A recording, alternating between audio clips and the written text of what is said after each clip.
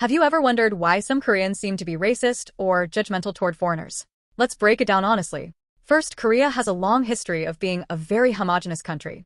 For centuries, Koreans mostly lived within their own borders, with very little contact with outsiders. This isolation, combined with a strong sense of national pride, has shaped how some Koreans see people who are different.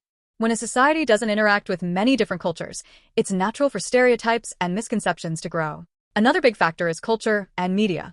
Korean TV, movies, and even K-pop often focus on looking clean, pretty, or ideal in a very specific way. This can unintentionally make people judge others who don't fit those standards, whether it's skin color, style, or foreign traits. Education also plays a role.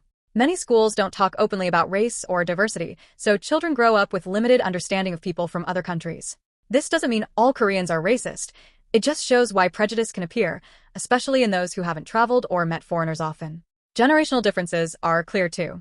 Older Koreans, especially those who grew up during hard times or political unrest, may have stronger negative views of outsiders. Younger Koreans, thanks to social media and exposure to global culture, are usually more open-minded. But even social media can be a double-edged sword. While it spreads awareness, it also spreads stereotypes and misinformation, especially when people share negative experiences without context. Economics is another angle. Korea is highly competitive and jobs and opportunities can feel limited. Sometimes this creates tension between locals and foreigners. People may blame outsiders for taking jobs or getting advantages, even if this isn't true. Stereotypes about foreigners, like thinking Westerners are rich or certain Asian groups are lazy, exist and are reinforced by limited interactions or online content. Beauty standards in Korea also connect to racial bias. Lighter skin, certain facial features, and a specific style are often praised in media. Those who don't fit this mold may feel judged or excluded. International students and foreign workers can notice this immediately. In workplaces and schools, multicultural programs exist, but they aren't always enough to change deep-rooted assumptions. Some Koreans genuinely embrace diversity, while others hold unconscious biases without even realizing it. Government and policy also matter. Korea is slowly opening up to immigration and multiculturalism, but the pace is gradual. Legal and social systems sometimes make integration challenging, which reinforces the idea that foreigners are different.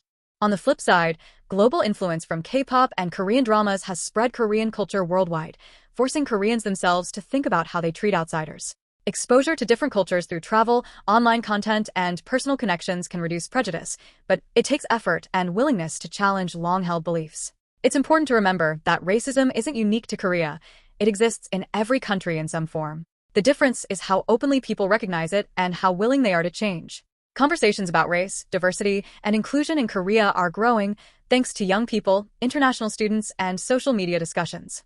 Honest conversations, curiosity about other cultures, and real-life interactions can make a huge difference. It's about being aware, asking questions, and learning, not judging blindly. So, if you ever feel judged or stereotyped in Korea, remember, history, media, culture, and economics all play a role. It's not about hating Koreans. It's about understanding why these biases exist.